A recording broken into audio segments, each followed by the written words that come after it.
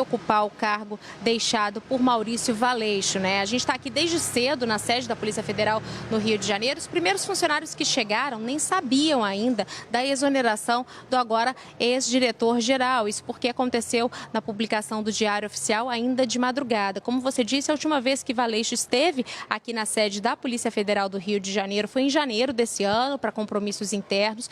Nessa época já se falava dessa possibilidade muito fortemente aqui dentro da Polícia Federal de exoneração do diretor-geral, né? Isso porque também o presidente Jair Bolsonaro já tinha comentado desde o ano passado dessa possibilidade de troca da chefia da Polícia Federal. A gente sabe que sempre é assim, normalmente o que acontece é o ministro da Justiça que faz a indicação para o presidente do nome do chefe da Polícia Federal e foi o que aconteceu, foi o ministro Sérgio Moro que indicou Maurício Valeixo, que agora deixou o cargo. Ele estava desde o início do mandato do presidente Jair Bolsonaro.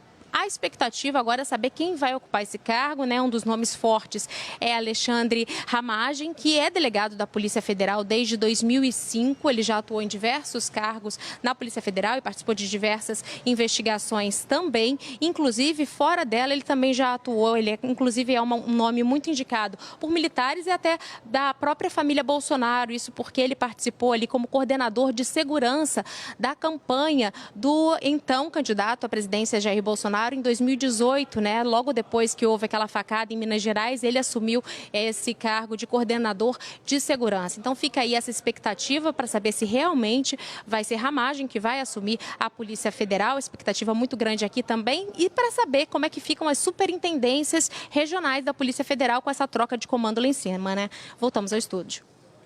Obrigada pelas informações. Isabelle, olha só, vale lembrar, Felipe e Mari, que foi a troca da superintendência aqui no Rio de Janeiro que causou o primeiro atrito público entre o Bolsonaro e o Sérgio Moro. Isso porque em agosto do ano passado o presidente anunciou a saída de Ricardo Saad, que tinha sido nomeado por Sérgio Moro, já sugerindo um novo nome, que era o da Alexandre Saraiva, chefe da PF lá no Amazonas. Houve uma reação da categoria, alguns superintendentes chegaram a cogitar entregar os cargos e em dezembro, então, foi nomeado um delegado que foi escolhido por Maurício Valeixo. Quem ocupa o cargo da chefia da superintendência da PF aqui no Rio desde então é o Carlos Henrique Oliveira de Souza, que era superintendente em Pernambuco. E é importante frisar também que, desde aquela época, como a Isabelle já comentou, existia essa discussão sobre a possibilidade aí da troca da direção-geral da Polícia Federal.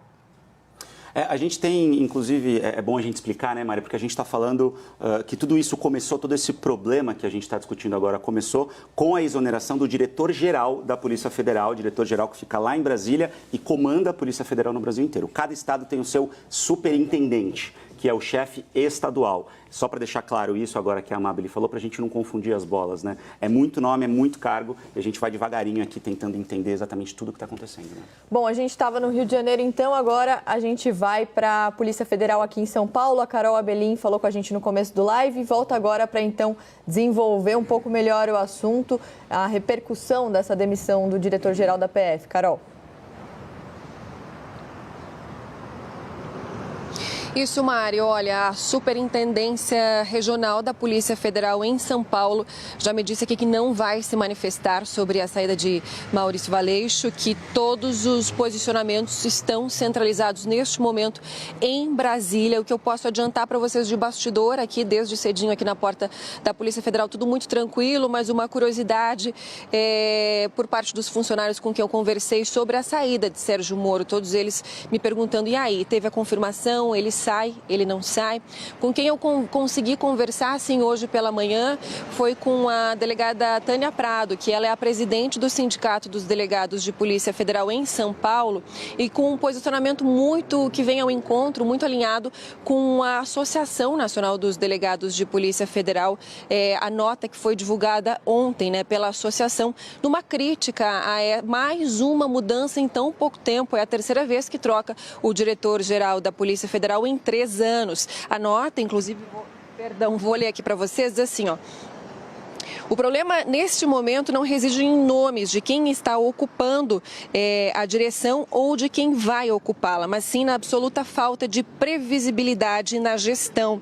E que nos últimos 3 anos, então, a Polícia Federal, né, teve 3 diretores gerais e que a cada troca ou a menção de uma substituição traz uma crise institucional que se instala com reflexos em toda a sociedade que confia e aprova o trabalho de combate ao crime organizado e à corrupção.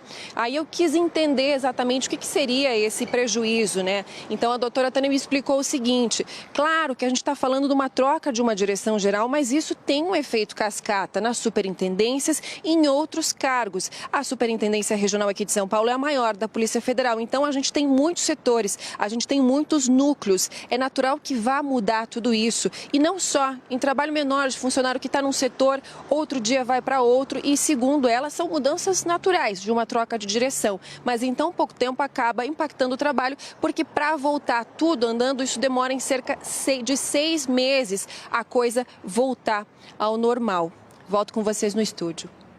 Valeu, Carol. Obrigado. Inclusive, a Carol estava falando sobre essa nota, gente, da Associação Nacional dos Delegados de Polícia Federal. É uma nota também assinada pela Federação Nacional dos Delegados da PF. E me chamou muita atenção o último parágrafo dessa nota. Eles falam o seguinte: mais do que a defesa ou repúdio de nomes, a Associação Nacional dos Delegados da Polícia Federal espera que os parlamentares e as autoridades responsáveis aprovem as propostas no Congresso Nacional que estabeleçam mandato ao diretor-geral da Polícia Federal. Então, esse é um tema que a associação está levantando para que o diretor-geral tenha um mandato fixo e não haja mais esse monte de substituição, como a gente viu nos últimos anos.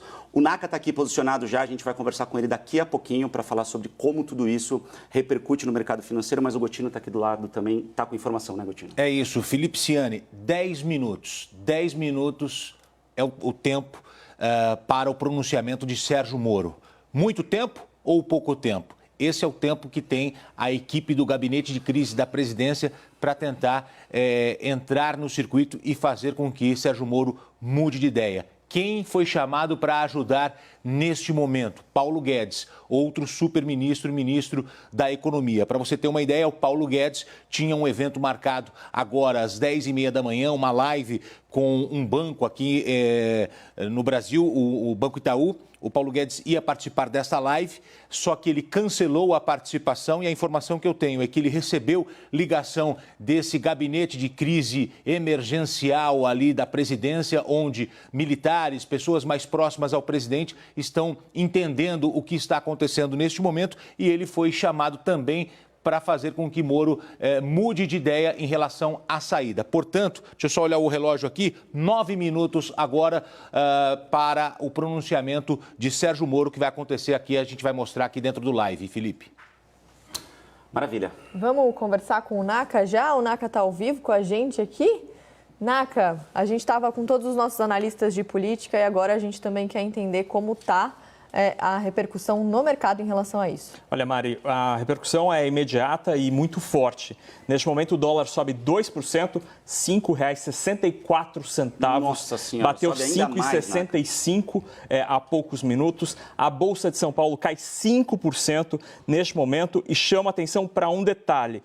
Entre as ações que mais perdem valor neste momento na Bolsa de São Paulo estão as empresas estatais. A ação, por exemplo, da Eletrobras, uma delas, a PNB, cai quase 10%. Isso é uma indicação de que os investidores estão preocupados com o governo, já que as empresas estatais estão debaixo desse guarda-chuva. Então, a reação forte e bem assertiva do mercado financeiro ao noticiário em Brasília, Mari.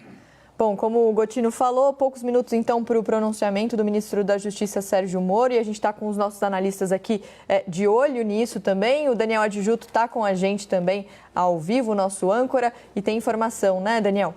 Exatamente. O plano de ação nesse momento, justamente por causa desses dados aí que o NACA trouxe para a gente agora do governo, é o seguinte: é acionar os bombeiros que já estão em plena operação. E qual que é a estratégia? Tentar fazer com que Bolsonaro e Moro conversem pelo menos por telefone, porque até então eles não conversaram, me dizem aqui algumas fontes. Inclusive, esse é o intuito, para que Moro pelo menos escute o que Bolsonaro tem a dizer aí, tente se explicar para saber o que está acontecendo nesse momento. Agora, outra dúvida que nesse momento é o seguinte: Moro já avisou aos seus assessores que não vai continuar no governo de Jair Bolsonaro. Agora, me falaram assim, presta atenção, a gente precisa definir ou saber se Moro vai sair atirando ou vai sair calmo.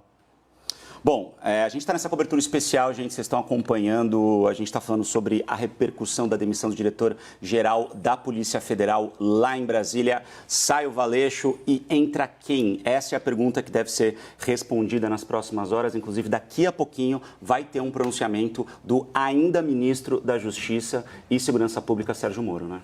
E a gente também pede a participação de vocês aqui com a gente está com um time de peso aqui na hashtag Live CNN Brasil. A gente está de olho aqui no que vocês estão comentando, porque de fato é um dia bem movimentado lá em Brasília. A gente tem imagens ao vivo ali de Brasília.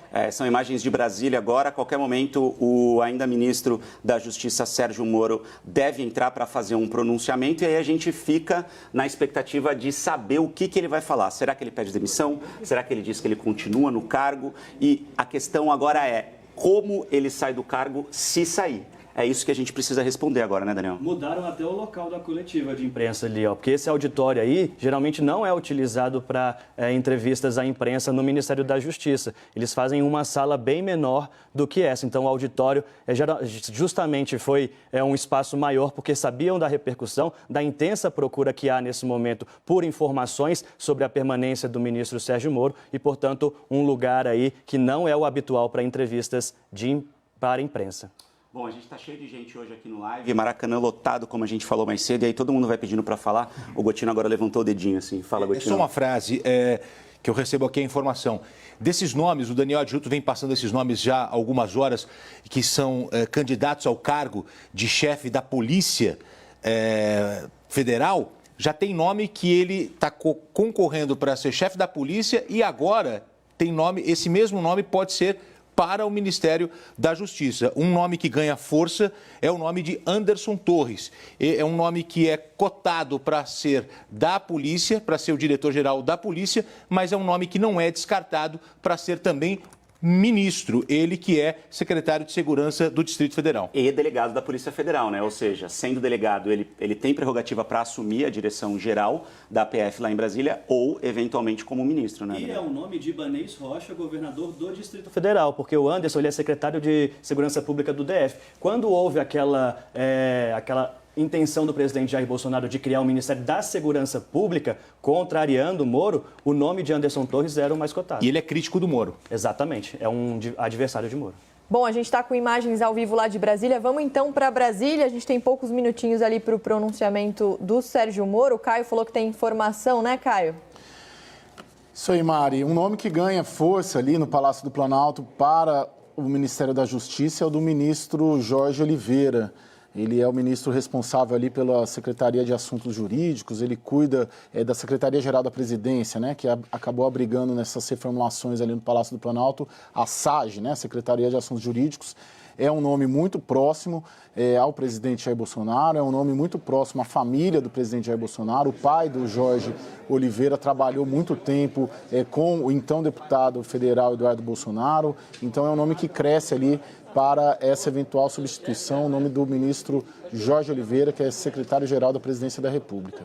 Vale lembrar, Caio, que ele tem origem na Polícia Militar, né? Ele é oficial da reserva da Polícia Militar. Distrito Federal é um sujeito bem ponderado, assim, ele é tranquilo, moderado, em meio ali a esse governo que costuma ter ali alguns perfis mais estridentes, mas o Jorge, nessa composição toda que está sendo articulada numa eventual substituição aí do ministro Sérgio Moro, é um nome que ganha força para o Ministério da Justiça. E só colocar um detalhe ali no que a gente estava falando antes, o Daniel estava falando antes, uma coisa era o jogo, as peças com o Moro, né? Então a gente falava muito da substituição do Valeixo, de seu Anderson Torres, seu Ramagem. Agora, com a saída do Moro, mistura tudo, porque você tem duas funções para serem preenchidas. Você tem o Ministério da Justiça e você tem a Polícia Federal. Então, são duas peças a serem preenchidas e não mais uma com o Maurício Valeixo. Então, a possibilidade do Anderson Torres, ela não passa a ser apenas só para a Polícia Federal, passa a ser também para o Ministério da Justiça, assim como o ministro Jorge, assim como o Ramagem, passam a ser nomes cotados para as duas vagas. Temos duas peças a serem preenchidas a partir de agora. De qualquer modo, acho que vale a gente salientar, gente, que aí o critério de confiança e proximidade com o presidente Jair Bolsonaro fica muito, muito importante para esse cargo de ministro da Justiça e de Segurança Pública. Bom, o André Espigariol, nosso repórter de Brasília, ele está lá na coletiva, nessa sala que o Adjuto acabou de falar, que é um auditório bem grande, onde eles não costumam fazer coletivas lá no Ministério e certamente hoje entenderam que a repercussão vai ser muito maior. O Espigariol está por lá e vai trazer informações. E aí, André? Oi, Ciane, olha só, a expectativa aqui é muito grande para a coletiva que deve começar a qualquer momento. Os auxiliares de Sérgio Moro já chegaram por aqui há um tempo, chegaram há cerca de 20 minutos, estão sentados aqui no auditório esperando para que o chefe fale. Estão também presentes autoridades da Polícia Federal, mais cedo nós cruzamos inclusive com o diretor técnico científico da Diretoria-Geral da Polícia Federal, ele esteve em reunião no gabinete do ministro Sérgio Moro e agora está também aqui no Ministério da Justiça esperando então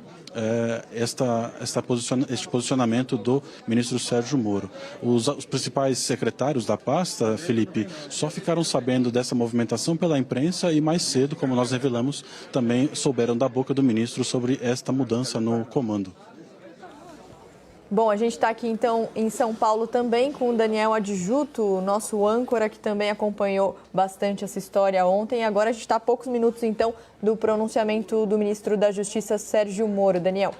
Pois é, a expectativa, a gente falava aqui dos substitutos, qual é o interesse do presidente Jair Bolsonaro nesse momento? Que o governo volte a mostrar que tem um combate à corrupção. Bolsonaro estava incomodado, segundo interlocutores, que no governo dele não houve mais fases da Operação Lava Jato como antes. Então, o pedido do presidente Jair Bolsonaro é para que haja uma retomada aí da Operação Lava Jato e também em contratos de licitação para a compra de suprimentos de combate à Covid-19, à pandemia. Por quê? Muitos são geridos ali com dinheiro federal, com dinheiro que vem da União e há suspeitas de superfaturamento. Por isso que, algum tempo atrás, a gente viu que o ministro Sérgio Moro até falou aí do Corona Jato, que colocou a Polícia Federal para investigar. É justamente uma sinalização ao presidente Jair Bolsonaro. Então, o que o presidente quer nesse momento é que essa bandeira da corrupção volte a ter destaque no governo dele. E é um pedido. Por isso que o nome de Ramagem, que hoje é diretor da ABIN, ganha força. Por quê? Ele já esteve na Operação Lava Jato no Rio de Janeiro, foi ele o responsável ali pela Operação Cadeia Velha,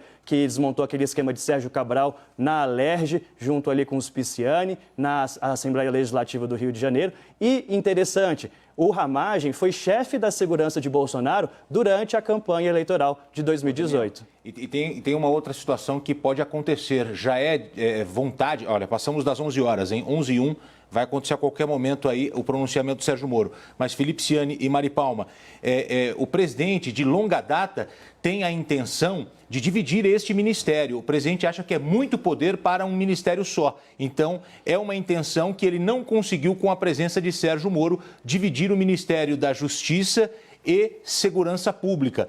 Saindo Sérgio Moro, o presidente conseguiria colocar em prática o seu plano de dividir esse ministério em dois, Felipe. Ele que já tinha indicado essa necessidade, esse objetivo que ele tinha, só que, obviamente, isso foi muito mal recebido pelo ministro da Justiça, Sérgio Moro, e isso acabou não acontecendo até então. A gente vai ficar o tempo todo ali com a imagem no auditório para saber o momento que vai começar essa coletiva. Enquanto isso, a gente vai conversar com a Basília Rodrigues, as suas análises, Basília, por favor. Nesta madrugada eu ouvi de um importante delegado aí da Polícia Federal um questionamento, assim, ou melhor, uma avaliação. Em tom de resignação, ele já dava como certa mesmo a saída de Maurício Valeixo, que se confirmou no Diário Oficial da União, e também a saída do ministro da Justiça, Sérgio Moro. E aí ele afirmava, não haveria um momento mais ideal para o governo do que agora, né? Um momento de saída de um ministro, que foi o da Saúde, que nós acompanhamos, o Henrique Mandetta, e também uma hora que a população brasileira está voltada para outros assuntos. Essa fonte até pontuou: a população tem medo, quer saber se amanhã ela estará viva, se terá emprego, se conseguirá comer. Não é o bastidor da Polícia Federal ou a saída do Sérgio Moro que fará essa população de imediato reagir. É uma avaliação de dentro da Polícia Federal. Eles já no tom de resignação, tratando como favas contadas a saída do comandante, do diretor-geral da Polícia Federal e também do ministro da Justiça, Sérgio Moro, e tentando encontrar uma resposta para por que o presidente Jair Bolsonaro decidiu fazer esse movimento agora. De fato, a gente vinha falando de mudança na Polícia Federal já há um tempo, mas algo que estava previsto mesmo lá para julho, ainda mais porque está chegando o momento de aposentadoria do Valeixo, ele que vinha desgastado, poderia pedir demissão em julho, mas não agora, não em um momento em que todos os holofotes estão voltados para a pandemia do coronavírus. Exatamente, Basília. A gente já vê uma movimentação um pouco maior ali no auditório em Brasília, onde vai ser feito um pronunciamento daqui a pouquinho pelo ainda ministro da Justiça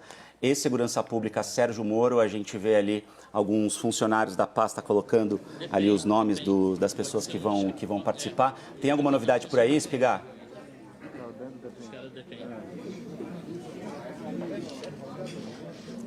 O André Spigariol está lá acompanhando, ele está apurando as informações, daqui a pouquinho ele volta com mais informações para a gente.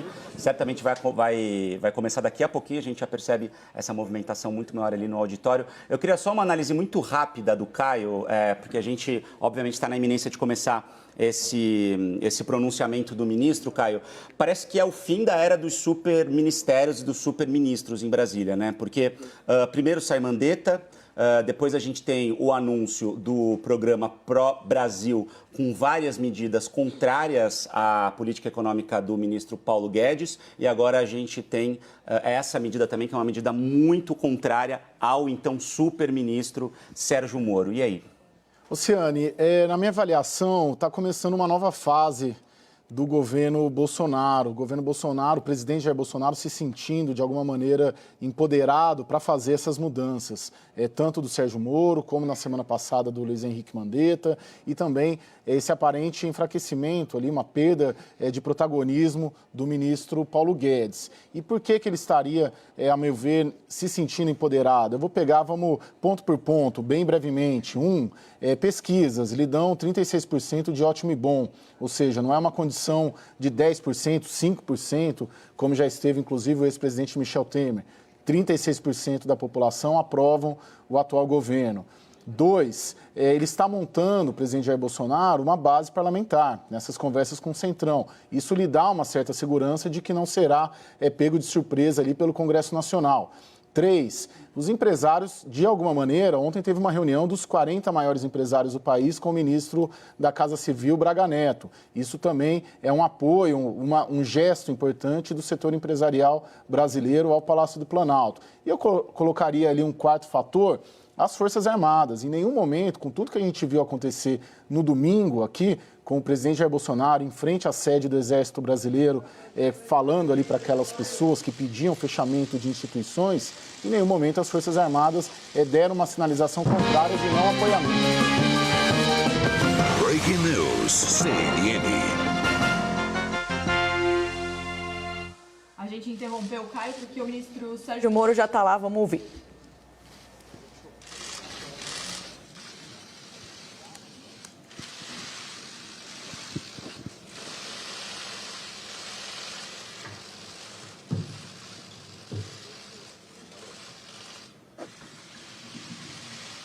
Bem, bom dia a todos. Quero cumprimentar aqui não só os jornalistas, o pessoal da imprensa, mas especialmente aqui o pessoal do Ministério da Justiça e Segurança Pública aqui presente. Muitos também gostariam de estar aqui presentes, mas nós buscamos ao máximo evitar aí aglomerações, né? Nem conseguimos totalmente, mas enfim. Primeiro eu queria lamentar a realização dessa... Eu pediria silêncio daí para que pudesse falar sem intervenção. Eu queria lamentar aqui esse evento na data de hoje. Nós estamos passando por uma pandemia, né, do Covid-19. Ontem, uma informação lamentável de 407 óbitos, 3.313 óbitos no total. Então, durante essa pandemia, infelizmente, tendo que realizar esse evento, busquei ao máximo evitar que isso acontecesse, mas foi inevitável. Então, peço a compreensão de todos pela circunstância adversa, mas não foi por minha opção. Antes de entrar no assunto específico, eu queria fazer só algumas reflexões gerais para poder justificar minhas decisões. Antes de assumir o cargo de Ministro da Justiça e Segurança Pública, eu fui juiz federal por 22 anos, tive diversos casos criminais relevantes e desde 2014, em particular, nós tivemos a Operação Lava Jato, que mudou o patamar de combate à corrupção no país. É claro que existe muito ainda a ser feito, mas aquela grande corrupção, que em geral era impune, esse cenário foi modificado. Isso foi um trabalho do Judiciário, do Ministério Público, de outros órgãos e na parte da investigação, principalmente aí da Polícia Federal.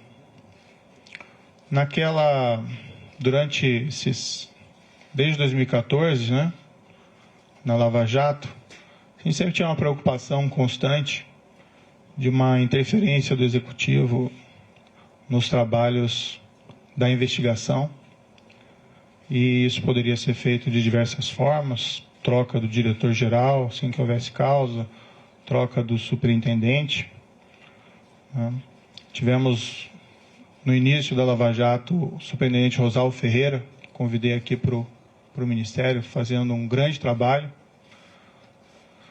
Depois foi sucedido pelo superintendente Valeixo, né, também nomeado diretor-geral da Polícia Federal, fazendo também um grande trabalho. Houve essa substituição, mas essa substituição na época foi pela aposentadoria, né, do Dr. Rosalvo. E, enfim, foi garantida a autonomia da Polícia Federal, né, durante esses trabalhos lá de investigação. É certo que o governo da época tinha inúmeros defeitos, né, aqueles crimes gigantescos de corrupção que aconteceram naquela época, mas foi fundamental a manutenção da autonomia da PF para que fosse possível realizar esse trabalho, seja de bom grado ou seja pela pressão da sociedade. Essa autonomia foi mantida, isso permitiu que os resultados fossem alcançados. Isso é até um ilustrativo, né, da importância de garantir Estado de Direito, Rule of Law, autonomia das instituições de controle e de investigação. Lembrando aqui até um episódio que num domingo qualquer, durante aquelas investigações, lembro que foi o então superintendente, Maurício Valeixo, que recebeu uma ordem de soltura ilegal do presidente Luiz Inácio Lula da Silva, então condenado por corrupção, preso. Essa ordem emitida por um juiz incompetente, depois disso foi reconhecido nas demais instâncias. Foi graças à autonomia dele e ao sentimento da necessidade de cumprimento do dever que ele comunicou às autoridades judiciárias e foi possível rever essa ordem de prisão ilegal antes que ela fosse executada, a demonstrar o empenho dessas autoridades e da importância da autonomia das organizações de controle. No final de 2018, isso é uma história um pouco repetida, eu recebi convite do então eleito presidente da República, Jair Bolsonaro, e isso eu já falei publicamente diversas vezes. É fácil repetir essa história, porque essa história é absolutamente verdadeira. E fui convidado a ser ministro da Justiça e da Segurança Pública. O que foi conversado com o presidente, lembro, foi no 1º de novembro, foi que nós teríamos um compromisso com o combate à corrupção, o crime organizado e a criminalidade violenta. Inclusive foi me prometido na ocasião carta branca para nomear todos os assessores, inclusive desses órgãos, né, policiais, como a Polícia Rodoviária Federal e a própria Polícia Federal. Na ocasião, né, até aproveitando aqui um breve parênteses para desmistificar um dado, foi divulgado equivocadamente por algumas pessoas que eu teria estabelecido como condição para assumir o Ministério da Justiça uma nomeação ao Supremo Tribunal Federal. Nunca houve essa condição. Tá? Até porque seria algo de aceitar um cargo de ministro da Justiça pensando em outro. Isso não é da minha natureza.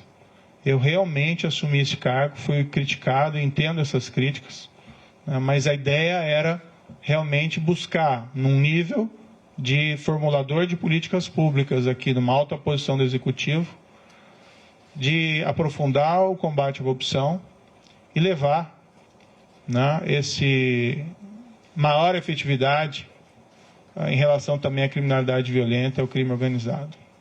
Tem uma única condição que eu coloquei, não ia revelar, mas agora isso acho que não faz mais sentido, manter o segredo. Isso pode ser confirmado tanto pelo presidente como o general Heleno. Eu disse que, como eu estava abandonando 22 anos da magistratura, contribuí 22 anos para a Previdência e perdia, né, saindo da magistratura, essa Previdência.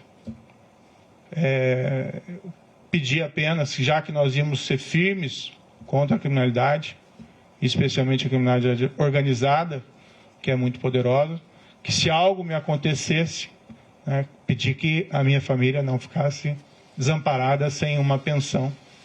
Foi a única condição que eu coloquei para assumir essa posição específica no Ministério da Justiça. Permito-me aqui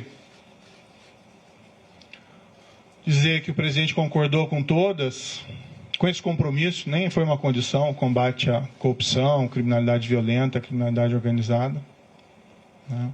Falou até publicamente que me daria a carta branca. Eu já tinha uma expertise por trabalhar, né, com polícia, como juiz, evidentemente, em relação à criminalidade organizada, e aceitei, mais uma vez, com aquele intento de realmente fazer com que as coisas evoluíssem. E minha avaliação na época é que essa aceitação ao convite foi muito bem acolhida pela sociedade. Também me via como estando no governo, como um também garantidor. Claro que existem outras instituições importantes, Judiciário, Supremo Tribunal Federal, Ministério Público, mas entendi que pelo meu passado de juiz e meu compromisso com o Estado de Direito, que eu também poderia ser aí um garantidor, né, da lei e da imparcialidade e autonomia dessas instituições. Dentro do Ministério, me permito aqui algumas reflexões, a palavra mote tem sido integração. Nós atuamos muito próximos das forças de segurança estaduais, até mesmo municipais. Nós realmente trabalhamos duro contra a criminalidade organizada. Ouso aqui dizer, claro que tudo isso é sujeito a críticas e segundas opiniões, mas que não houve um combate tão efetivo à criminalidade organizada como houve durante essa gestão do Ministério da Justiça e Segurança Pública. trabalhando, não contra, mas com os governos estaduais. Tivemos o caso, por exemplo, da transferência e isolamento das lideranças do PCC. Tivemos, recentemente, a prisão do maior autoridade do PCC em liberdade, 20 anos foragido no exterior, graças a um trabalho de investigação eficiente da Polícia Federal. Tivemos recorde de apreensão de drogas no combate ao crime organizado. Isso é importante, tirar droga das ruas, né? Cocaína, maconha. Isso feito pela Polícia Federal, isso feito pela Polícia Rodoviária Federal, também um belíssimo trabalho aqui desenvolvido, né? Pela Força Nacional nos locais em que ela atua. Tivemos aí recorde de destruição de plantações de maconha no Paraguai, que é o nosso principal fornecedor. Números expressivos de apreensão de produto do crime, seja de droga, seja de corrupção, principalmente aí no caso pela Polícia Federal. Buscamos fortalecer a Polícia Federal e a Polícia Rodoviária Federal nesse período, com ampliação dos concursos existentes. Empregamos aí maciçamente a Força Nacional em todo o território nacional. A Força Nacional é uma instituição que, a meu ver, deveria ser fortalecida. Nós estamos lá defendendo no Congresso Nacional uma emenda à Constituição para tornar ela uma instituição prevista ali na Constituição, para que nós possamos ter, com o tempo, também um corpo próprio, sem prejuízo dos mobilizados, sem prejuízo dos requisitados do Estado, que nós queremos fortalecê-la. E ela tem sido muito demandada e às vezes nós sentimos que nós não temos aí a perna suficiente. E ela atendeu diversas emergências de segurança pública nesse período, lá no Ceará por mais de uma vez, espalhadas aí em terras indígenas, enfim, no nosso projeto Em Frente Brasil. Nós criamos o CEOP, né? Secretaria de Operações Integradas, até nessa linha de fortalecer a integração. A CEOP desenvolveu um programa chamado Horus e Vigia, que é talvez um dos primeiros programas realmente efetivos aí para controle de fronteiras no nosso país, e trabalha em conjunto com as forças de segurança estaduais. Investimos em inteligência com os centros de fusão, saímos trabalhando também em outras áreas. Várias outras áreas aqui do Ministério da Justiça também tiveram, a meu ver, um bom ganho de efetividade, área do consumidor, área de imigração, a Senajus, enfim, aqui é só um retrato, né? Queria fazer algumas justificativas. No momento, o Ministério da Justiça está voltado principalmente ao enfrentamento da pandemia. Isso prejudicou um pouco os planos em curso, embora eles continuassem. Mas estamos cuidando principalmente de IPI, vacinação, de atenção às forças de segurança, de coordenação, de se preocupar com o Plano Nacional de Segurança. Enquanto o COAF esteve no Ministério da Justiça, e eu não pedi que o COAF viesse, mas foi proposto que ele fosse colocado na estrutura do Ministério da Justiça, nós os fortalecemos. Depois ele acabou sendo transferido para outros órgãos. Até onde teve presente a estrutura fortalecida se manteve. Acho que isso é muito positivo. Também é um órgão de inteligência importantíssimo, que nós devíamos, inclusive, aumentar a sua estrutura e melhorar o seu funcionamento. Tivemos aí o projeto de lei anticrime, que foi a principal mudança legislativa, né, durante o nosso período de gestão. Várias alterações, facilitação também de venda de drogas. O DEPEN fez um trabalho também fantástico aqui no Ministério Público, também a Senad. Desculpe aqui um pouco cansativo todas essas reflexões.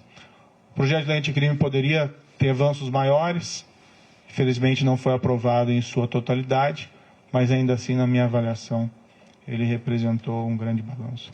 E eu lembro aqui, num dos primeiros projetos que nós fizemos no Ministério da Justiça, logo no início, foi uma campanha motivacional, né, para os servidores. E o tema era faça a coisa certa sempre.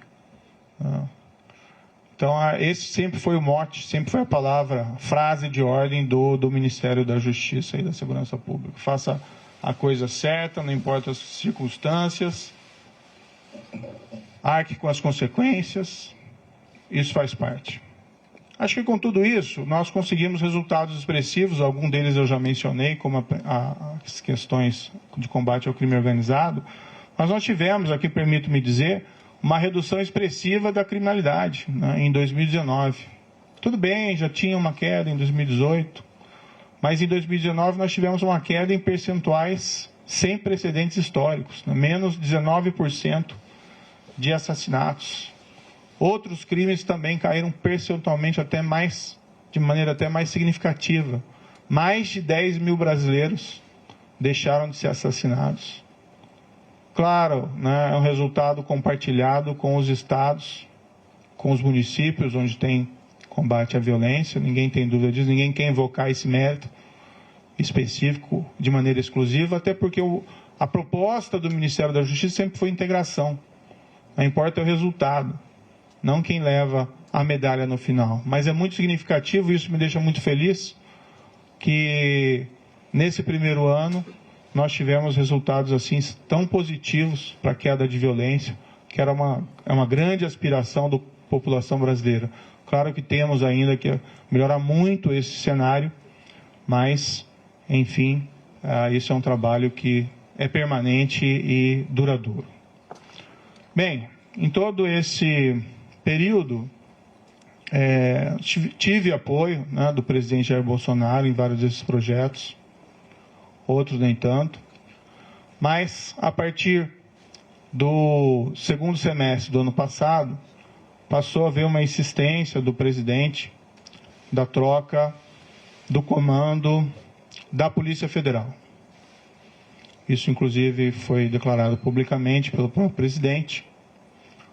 Houve primeiro um desejo de trocar um superintendente da Polícia Federal do Rio de Janeiro. Sinceramente, não havia nenhum motivo para essa substituição. Mas conversando com o superintendente em questão, ele queria sair do cargo, né, por questões exclusivamente pessoais. Então, nesse cenário, acabamos concordando, eu e o diretor-geral, em promover essa troca, com uma substituição técnica, com uma substituição de um indicado pela polícia. Agora, tem que fazer uma referência bastante rápida, né? Eu não indico superintendentes da Polícia Federal. Tá? A única pessoa que eu indiquei na Polícia Federal foi o diretor, o Maurício Valeixo. Não é meu papel fazer indicações aí de superintendentes. E assim tem sido no Ministério como um todo. Eu sempre tenho solicitado, dado autonomia, né, ao pessoal que trabalha comigo, a palavra certa não é subordinado, é equipe, para que eles façam as melhores escolhas, né? Assim se valoriza aí os subordinados, desculpe, a equipe, e as escolhas técnicas, né? Eu tinha notícia quando eu assumi aqui o Ministério da Justiça, de que pelo menos havia rumores de que a Polícia Rodoviária Federal tinha algumas superintendências, indicações políticas. Eu escolhi o diretor-geral, Adriano Furtado, está aqui presente, e ele pode ser testemunhar o que eu disse para ele na ocasião, que eu falei, escolha tecnicamente, né? O que não é aceitável de maneira nenhuma são essas indicações políticas. Claro que às vezes existem indicações positivas, mas quando se começa a preencher esses cargos técnicos, principalmente de polícia, por questões político-partidárias, realmente o resultado não é bom para a corporação, inclusive. O presidente, no entanto, passou a insistir também na troca do diretor-geral. O que eu sempre disse ao presidente? Presidente, eu não tenho nenhum problema em trocar o diretor-geral da Polícia Federal, mas eu preciso de uma causa. E uma causa normalmente relacionada a uma insuficiência de desempenho, um erro grave. E, no entanto, o que eu vi, né, durante todo esse período, e até pelo histórico do próprio diretor-geral, que é um trabalho bem feito, né? Várias dessas operações importantes, combate ao crime organizado, operações também de combate à corrupção que foram relevantes, poderiam ter até mais operações, né? Mas normalmente essas operações elas maturam durante algum tempo E ano passado, em particular, nós ficamos aí 4 meses sem poder movimentar inquéritos envolvendo lavagem de dinheiro, né, por uma decisão judicial. Isso também prejudicou um pouco os trabalhos. Mas o trabalho vinha sendo feito e até a queda dessas estatísticas criminais é um indicador relevante de que o trabalho estava sendo positivo.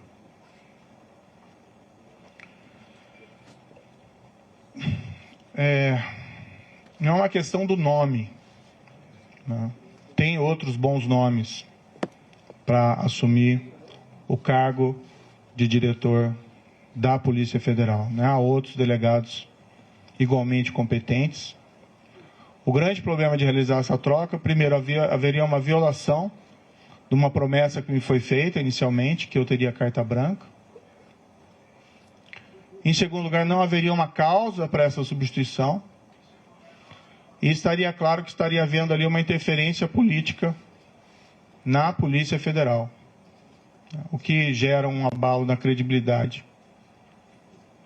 Não minha, mas minha também, mas também do governo, desse compromisso maior que nós temos que ter com a lei, com o Rule of Law, e ia ter impacto também, na minha opinião, na própria efetividade da Polícia Federal.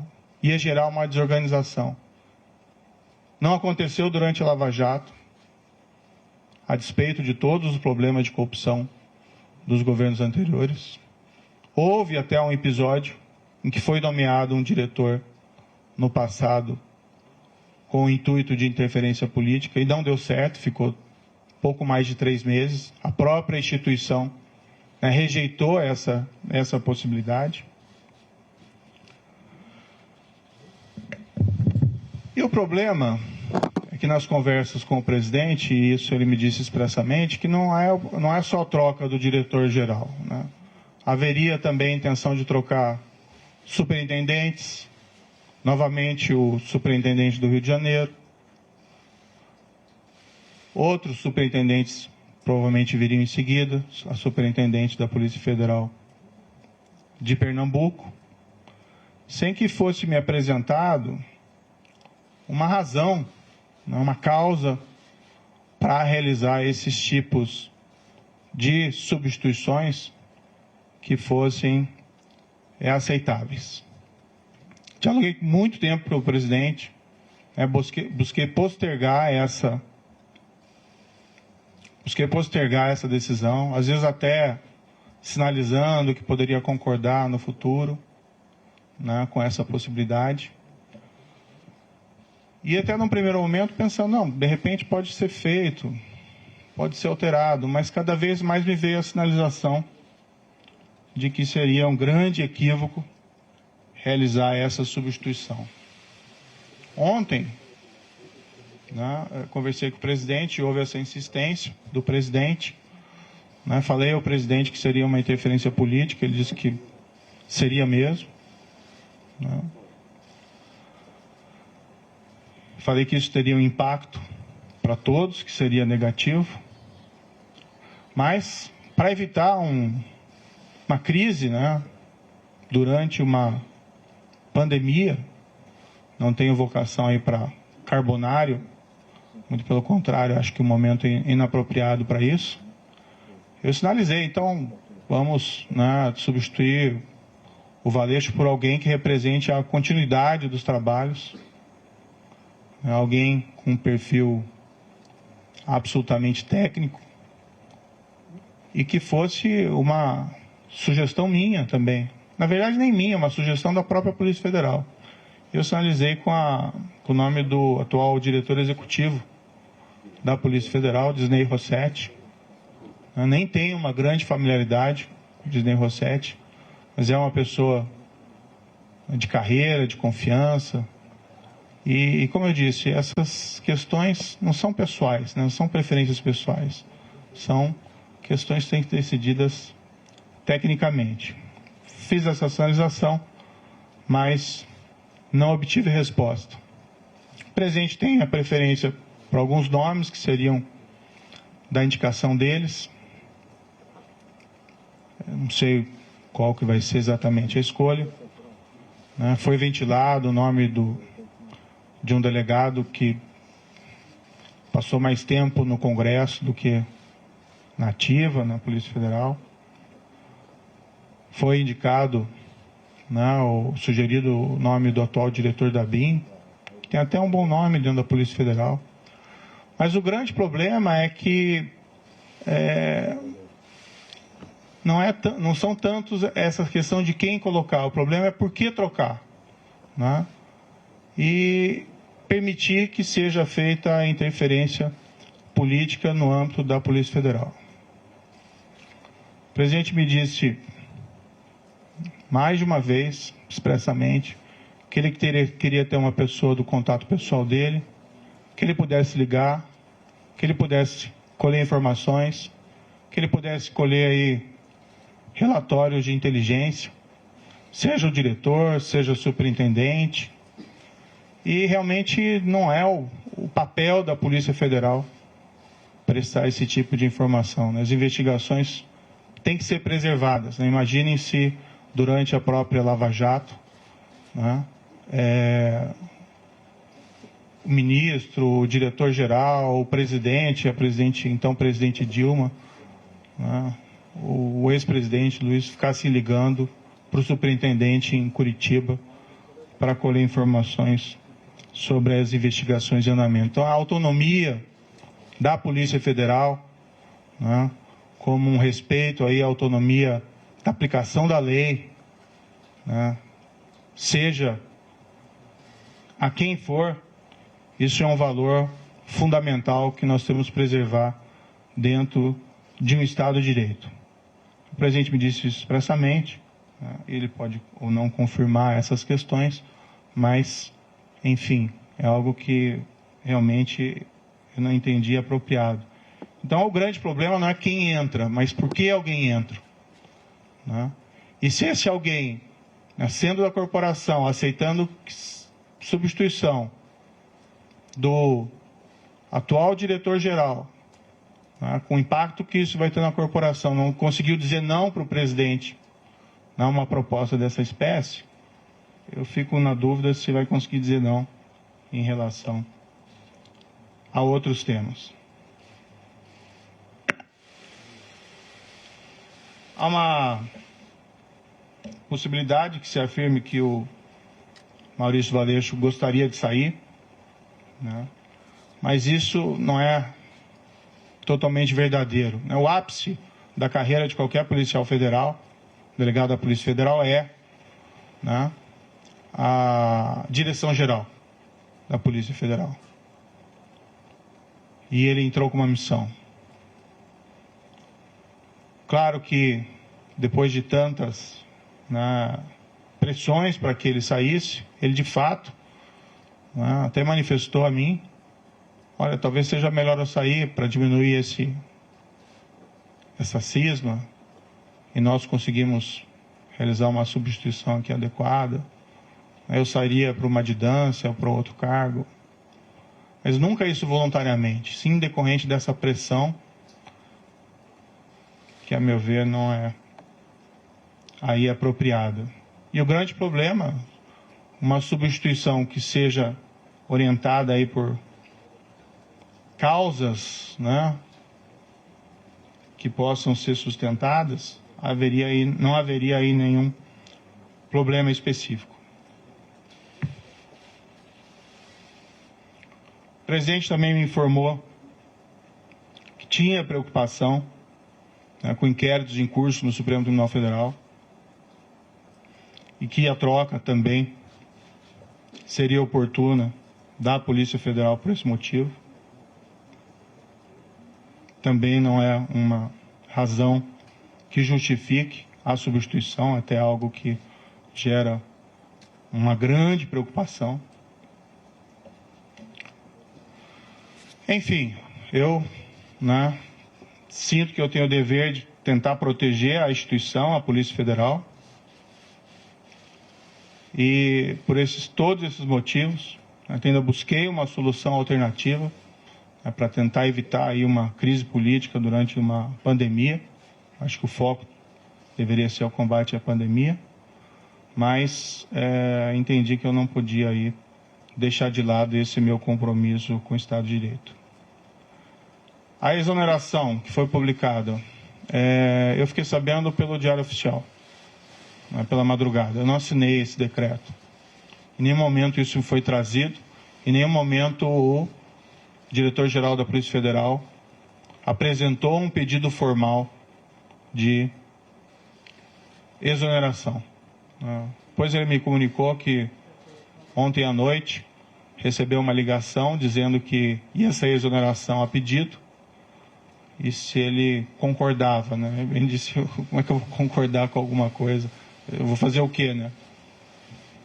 Se ele já está sujeito à exoneração a pedido ou a exoneração ex officio. Mas o fato é que não existe nenhum pedido que foi feito de maneira formal. Eu, sinceramente, fui surpreendido. Achei que isso foi ofensivo. Vi que depois a SECOM afirmou que houve essa exoneração a pedido, mas isso, de fato, não é verdadeiro. Para mim, esse último ato também é uma sinalização de que o presidente me quer realmente fora do cargo, né? Não me quer presente aqui dentro do cargo, porque essa precipitação na realização da exoneração não vejo aí muita justificativa. Eu tenho até outras divergências, tive outras divergências com o presidente federal, com o presidente da República durante essa permanência aqui. Tive muitas convergências, recebi apoio do presidente em diversas ocasiões importantes, assim como dei apoio ao presidente da República em várias circunstâncias. Tive pontuais divergências, mas eu acho que como ministro, eu estou numa relação que eu tenho que preservar também a questão da hierarquia. Mas não vou aqui falar dessas outras divergências, isso fica para uma outra ocasião. De todo modo, meu entendimento foi que eu não tinha como aceitar essa substituição. Há uma questão envolvida também da minha biografia como juiz, de respeito à lei, ao Estado de Direito, à impessoalidade, no trato das coisas com o governo. E eu vivenciei isso durante a Lava Jato. Seria ali um tiro da Lava Jato se houvesse substituição de delegados, superintendentes naquela ocasião. Então eu não me senti confortável. Tenho que preservar a minha biografia, mas acima de tudo eu tenho que preservar o compromisso, que foi o compromisso que eu assumi inicialmente com o próprio presidente, que nós seríamos aí firmes no combate à corrupção, crime organizado e criminalidade violenta. E um pressuposto necessário para isso é que nós temos que garantir aí o respeito à lei, a própria autonomia da Polícia Federal contra interferências políticas. Certo, o presidente indica, ele tem essa competência, ele indica o diretor-geral, mas ele assumiu um compromisso comigo inicial de que seria uma escolha técnica, que eu faria essa escolha, e o trabalho vem sendo realizado. Poderia ser alterado o diretor-geral, desde que eu tivesse uma causa consistente. Não tendo uma causa consistente e percebendo que essa interferência política pode levar a relações impróprias entre o diretor-geral, entre superintendentes, com o presidente da República, é algo que realmente eu não posso concordar.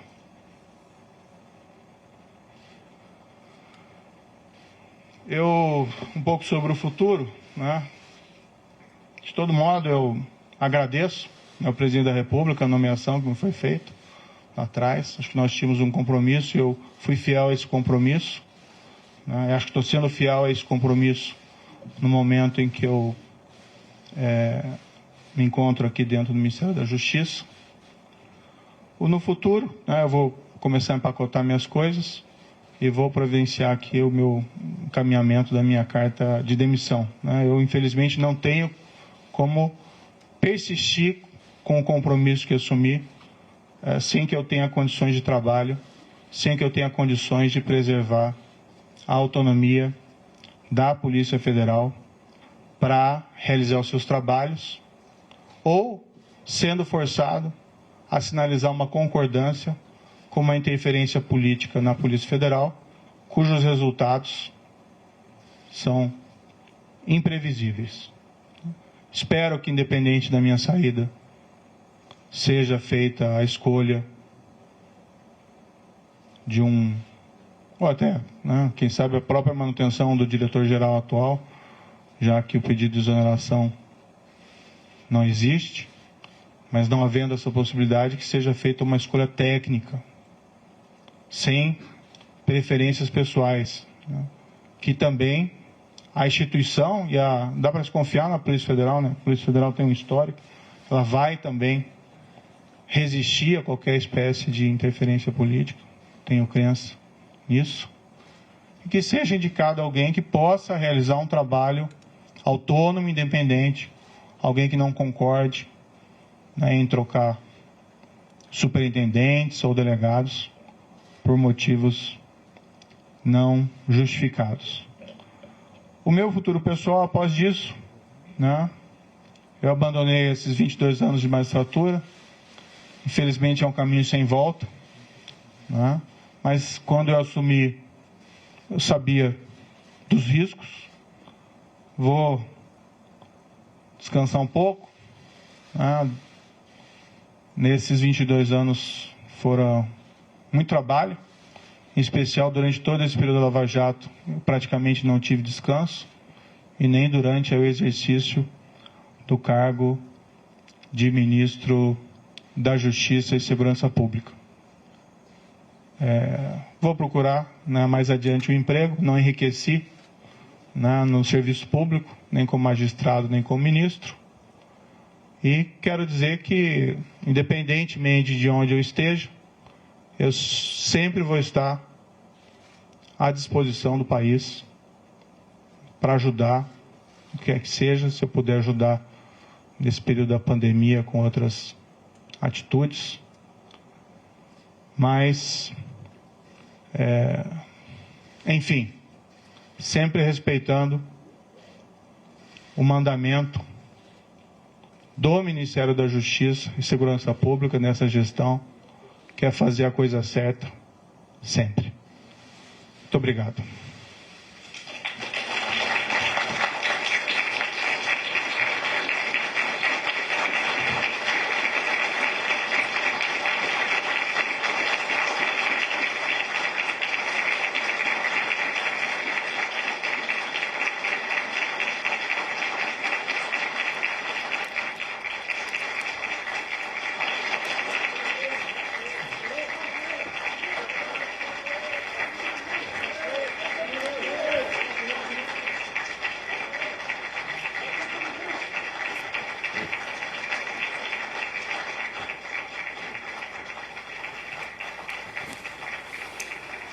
Bom, a gente acabou de assistir ao pronunciamento do agora ex-ministro da Justiça e Segurança Pública, Sérgio Moro, ele que falou por aproximadamente 40 minutos e anunciou a própria demissão por conta da troca do diretor-geral da Polícia Federal, Maurício Valeixo, e disse que, ao contrário do que foi publicado no Diário Oficial de hoje, essa troca não foi a pedido, ou seja, não foi uma decisão do próprio diretor-geral, né, Caio?